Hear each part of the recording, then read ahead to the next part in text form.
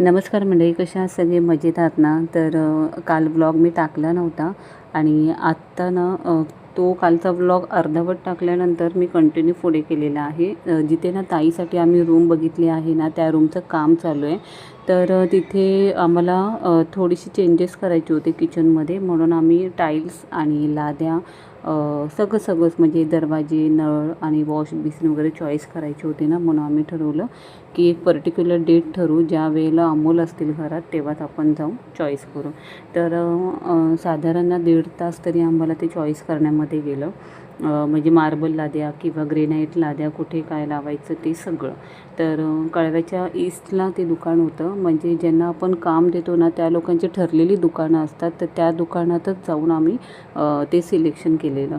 त्याच्यानंतर 9:30 पावणे 10 झाले निघायला तिथून. तर अमोलला म्हटलं बाहेरूनच खाऊन जाऊ, म्हणजे ठरवलेलंच होतं बाहेरून खाऊन यायचं आहे म्हणून सगळं आरामात केलेलं.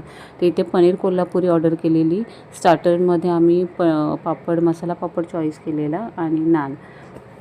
तर घरी आलो, आराम केला आणि दुसऱ्या दिवशी सकाळीच काम करणारे कामगार येणार होते, म्हणून आम्ही रूम परत चेक करायला गेलो. तर ही रूम आहे, खूपच खराब झालेली होती.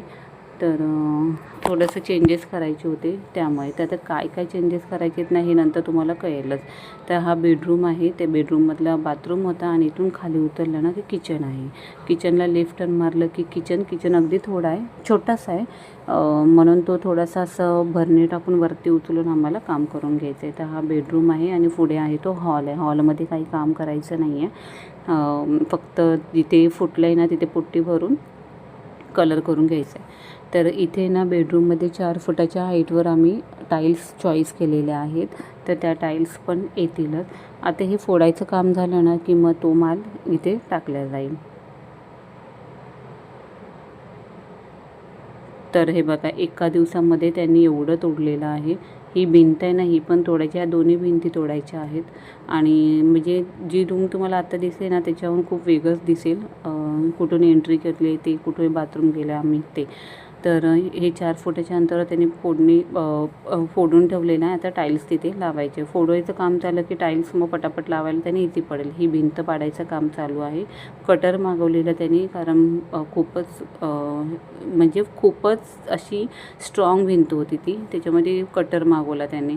तर त्यांना चहा आणि नाश्ता दिला आणि मी निघाली माहीच्या ॲडमिशनसाठी न्यू इंग्लिश स्कूलला इन्क्वायरी करायला. त्यांना आधी फोन केला, ते बोलले की तुम्ही या, मग तुम्हाला कळेल. मग प्रिन्सिपलला खास भेटण्यासाठी मी गेले.